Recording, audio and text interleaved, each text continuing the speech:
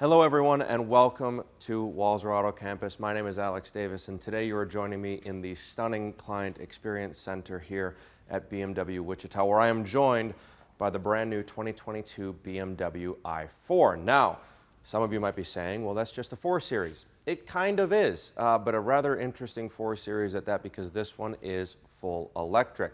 BMW have taken the 4 Series Gran Coupe, their hatchback model, and electrified it completely. So there are now batteries within this vehicle offering a full electric driving experience. In the front of the new BMW i4, it will look, like I said, very familiar.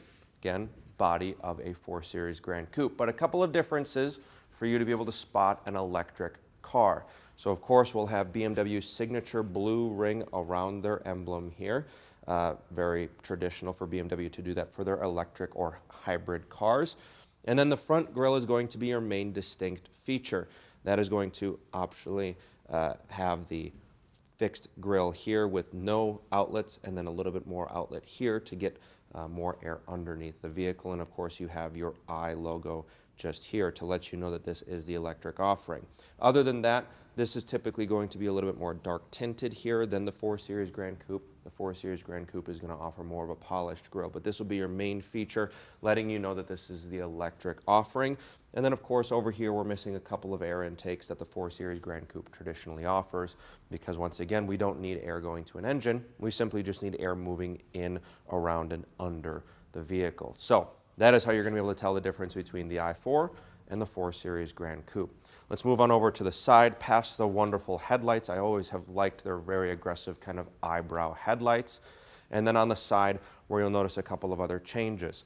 Some nice, really nice detailing along the wheels, kind of an aero disc fashion, as with a lot of the electric models that you're seeing nowadays, just offering a little bit less air disruption along the wheel. And then of course the BMW logo with the blue around it, once again signifying that this is indeed the electric version. A very nice kind of shadow line project along here, all the way along the bottom of the door sill. Adds a little bit more dimension to an otherwise very flat surface, and it is flat because of these door handles. These are going to be, again, a signature for the electric 4 Series. You simply put your hand underneath and lift up. Something that you're seeing in a lot of electric cars. Some are doing it differently. Some, like Tesla, are doing that grab handle style. But Taycan product through Porsche is doing the same thing as well, to allow for a much smoother surface and a much more aerodynamic surface, because that, of course, is the name of the game when designing electric cars, to make sure that your range can be as long as possible. But overall, if I step aside here, you're going to see that 4 Series Gran Coupe look. That hatchback, smooth all the way down to the rear tail. Nice little hit of your tail light here, again in signature BMW fashion, but overall a rather nicely designed side view. So let's hop on inside and see what changes we have to the all-new i4. All right, in the BMW i4, very familiar, again, like I said, for 4 Series clients and people that are familiar with the 4 Series and with BMW products in general, especially the modern ones. This very much looks like a BMW. If you saw our video on the BMW iX, that is their completely new design with a lot more simple features. But this is very familiar for this brand. Once again, some blue detailing here around the steering wheel, signifying that you, of course, are driving an electric vehicle if the fact that an engine startup is absent isn't obvious enough for you. So, home screen here, wonderfully large screen. This is their new iDrive 8 system, so this is their 8th iteration of it, and it is wonderful to get along with. Very responsive in touchscreen fashion. Some nice animations here as you move about. That kind of Galaxy personal assistant view moves about, the clouds on your weather app move. It's all very interactive and kind of has a lot of dimension to it for a 2D surface. Even your cover art is moving. So a wonderful application of technology there. You'll have your menu here with a ton of widget opportunities. And so you can scroll through. You'll have things like Spotify, wireless Apple CarPlay, Android Auto, but a lot of widgets here that can be a bit complicated, but I found that after you live with it for a little bit, you'll get very used to all of these widgets here. We go back to the main menu, you'll have things like media, telephone, and navigation. Navigation provides a nice wide display so you can see exactly where you're going as well as the surroundings and what you're going to be driving past. And then as it goes into its more relaxed state, it will offer a very nice full screen display. This is tilted a little bit towards the driver, as with all BMW products, to give the driver a little bit more of a focused display than the passenger. You'll have climate controls down here with your temperatures, left and right for hot and cold, and then a climate menu. They did do away with physical buttons other than your defog and defrost buttons down here next to your hazard lights, but climate display here will be completely different and new. You can sync the zones, of course, but you'll have dual zone climate control here for your both driver and passenger. Again, just something new to get along with and something you should be made aware of should you be interested in ordering one of these cars. So I'll go back to the home screen so we can take a look at that. Now, steering wheel controls.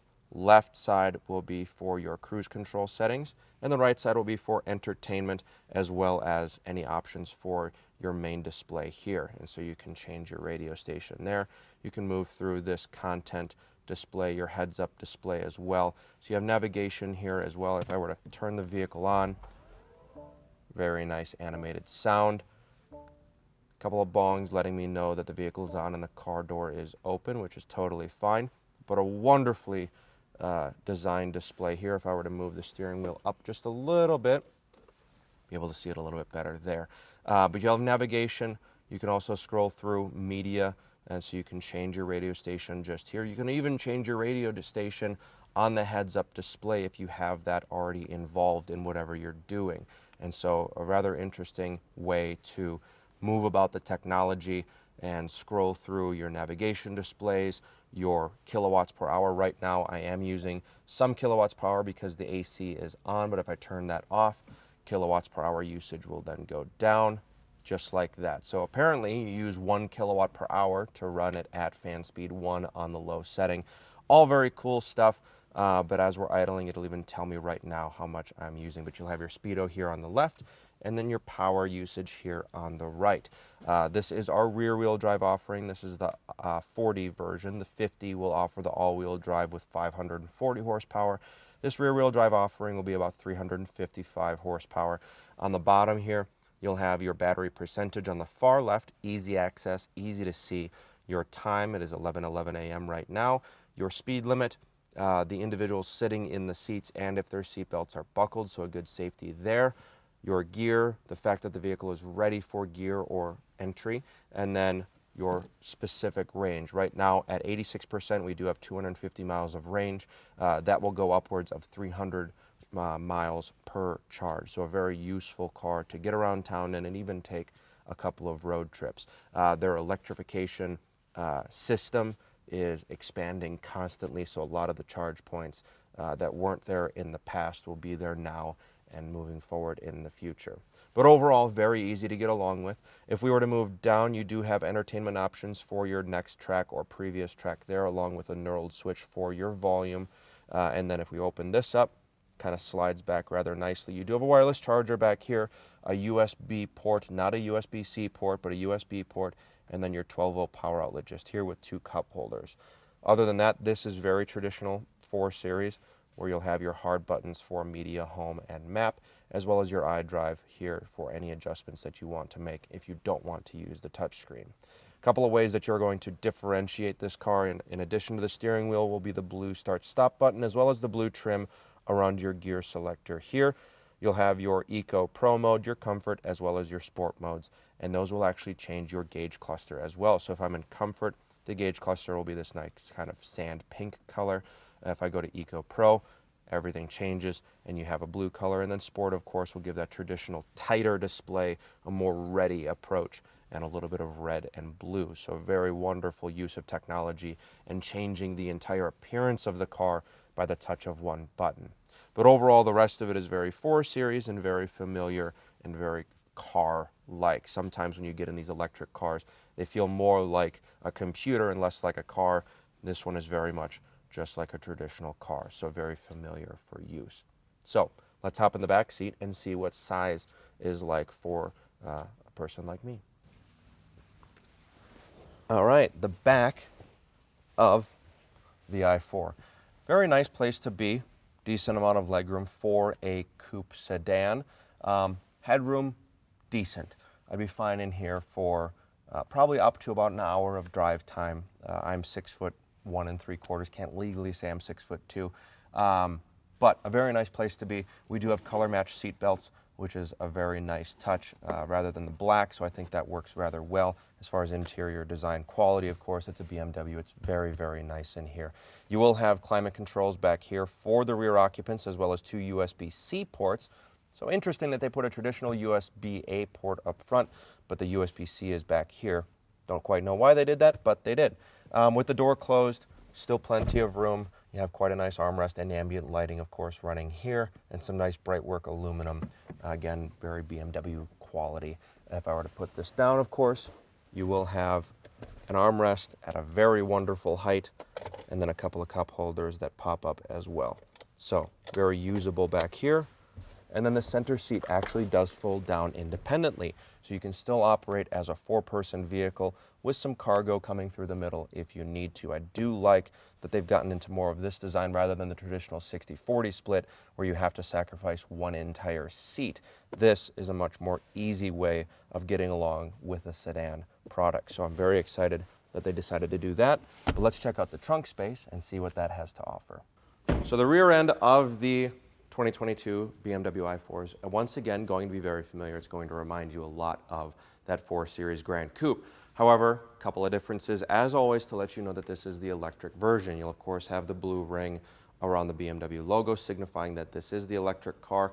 And then if you look slightly left, you will have the i4 badging. But naturally, if one is debadged at any time, you're going to look for this blue ring. Now, if you don't look for the blue ring, you could also look down and notice the absence of any exhaust pipes. You will have a nice aggressive diffuser and kind of a shadow line here of where exhaust ports would typically be. So they're still kind of emulating the fact that that design cue is missing and working it into the diffuser rather nicely. Working on cargo space, we do have quite a bit because it is a hatchback product. You have a nice privacy cover here and privacy cover here. These are hard plastic, so anything that you need more verticality out of, you will have to take these pieces out and place them elsewhere. But other than that, you have a nice deep cargo tray here on either side with a luggage net, LED lighting on the inside so you can see what you're doing at night. Of course, those rear seats do fold down like we saw when I was sitting in back. And then you have a parcel tray back here as well with your charging.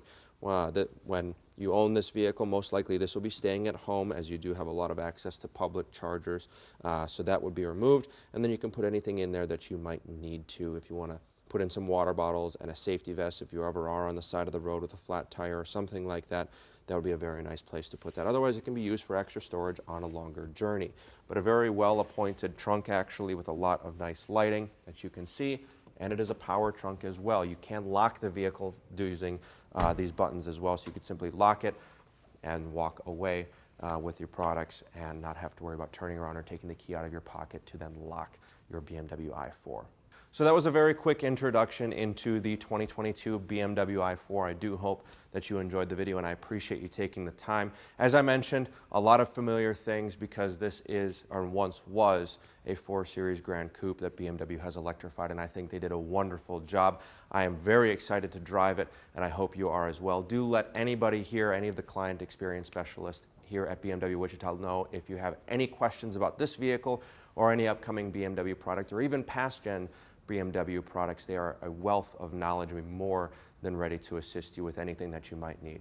Thank you very much for taking the time again, and we look forward to seeing you soon.